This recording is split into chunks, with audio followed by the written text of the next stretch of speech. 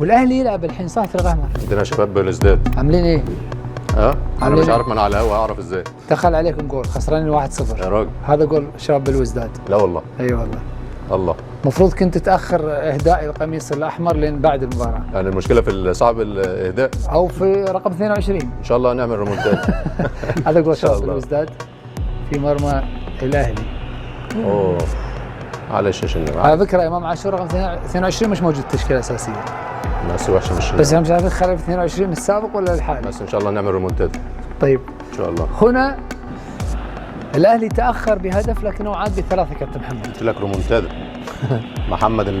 محمد المنتج ماشي يا محمد انك زملكاوي. كنت فرحان بالهدف الاولاني وانا لسه ما اعرفش بقى على الهوا ومش واخد خوانه.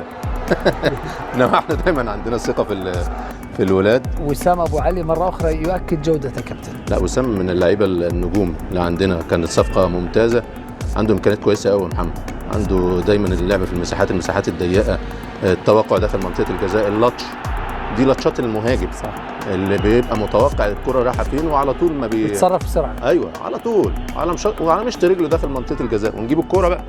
وحاجات ثانيه مميز فيها الكرات الثابته، مهاره كبيره يشيلها من فوق الحيطه بقوه مناسبه، مهاره كبيره. اعتقد انه من احد النجوم الفريق، اعتقد انه بس حضور جماهيري قليل، تتوقع تاثر بخساره باتشوكا ولا مش عاده مباريات الاهلي في الشامبيونز ليج؟ في ظروف امنيه معينه محدده وشروط محدده او تحديد عدد معين من الحضور تحديد عدد الحضور بقى. اعتقد انه دافع كبير ان الفريق يستمر في الفوز. زي ما قلنا عندنا اورلاندو وعندنا شباب بلوزداد، اعتقد ان المجموعات بتظهر مباراه عن مباراه، بيظهر مدى قوه وتاثير النادي الاهلي.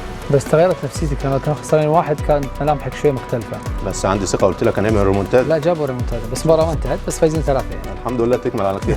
لا عندي في محمد زملكاوي ايه هو؟ اوه بس حقه يشجع الفرقه اللي هو عايزها. ده حبيبي هو محمد وهيثم ثنائي ايه؟ زملكاوي خطير. طيب فاصل قصير نعود.